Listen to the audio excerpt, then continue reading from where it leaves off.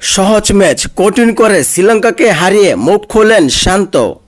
৯৯ রানে ৫ উইকেট থেকে ১১৩ রানে ৮ উইকেট, ১৪ রানে দ্রুত ৩ উইকেট চলে যাওয়ার পর বাংলাদেশের সমর্থকদের প্রাণ যায় যায় অবস্থা।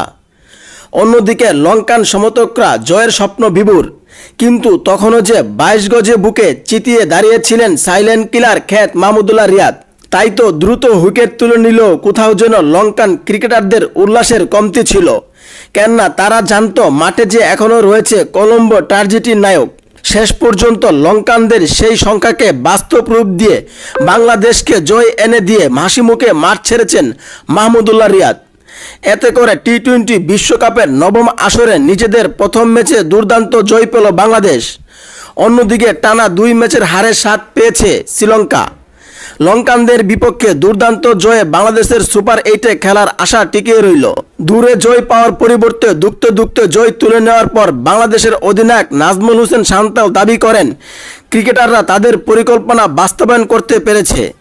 ম্যাচ জয়ের জন্য নিজেদের সামর্থ্যের পুরোটাই ঢেলে দিয়েছেন তারা। সেই সঙ্গে স্বীকার করেছে দলের অধিকাংশ ব্যাটার ভালো ব্যাটিং করেছে। শান্ত আরও বলেন মাঠের প্রত্যেক খেলার ধরন দুর্দান্ত ছিল। আমরা আমাদের ১২০% দিয়েছি। গত ১০ থেকে ১৫ দিন আমরা পরিকল্পনা করেছি এবং ফিল্ডাররাও তাদের সেরাটা দিয়ে কাজ করেছে।